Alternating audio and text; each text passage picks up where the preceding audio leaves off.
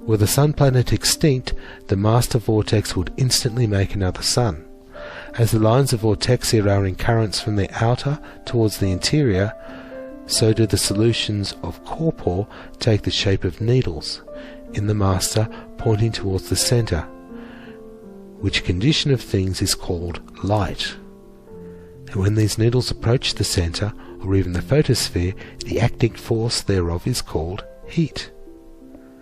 Neither light, nor heat, nor attraction of gravitation comes from the sun to the earth. Heat decreases in force in proportion to the square of the distance from the place of generation. Nevertheless, an allowance of decrease must be added thereto of 1 to the 100. Light decreases in proportion to the divisibility of the rays, as will be mentioned later.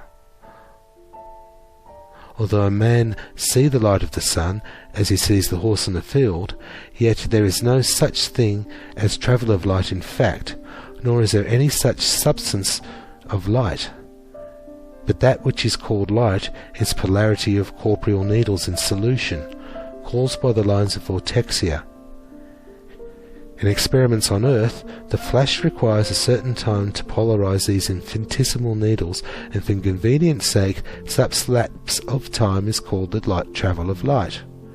When the flash continues, as in case of the sun centre, the master's infinitesimal needles remain poised from the sun centre outwards, even to the earth, and may be compared to telegraph wires, with a battery at each end.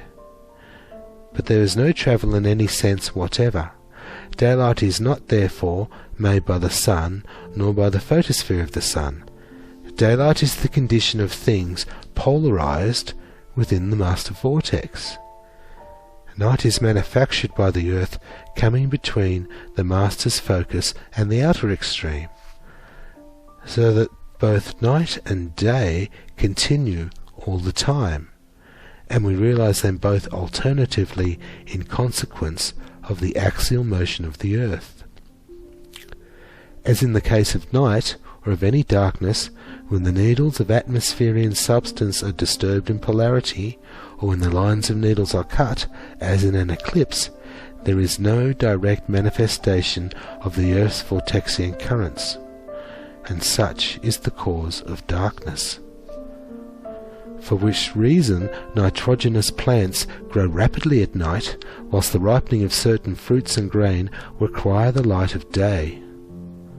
For by this vortexia are seeds and grains and fruits and herbs charged with it.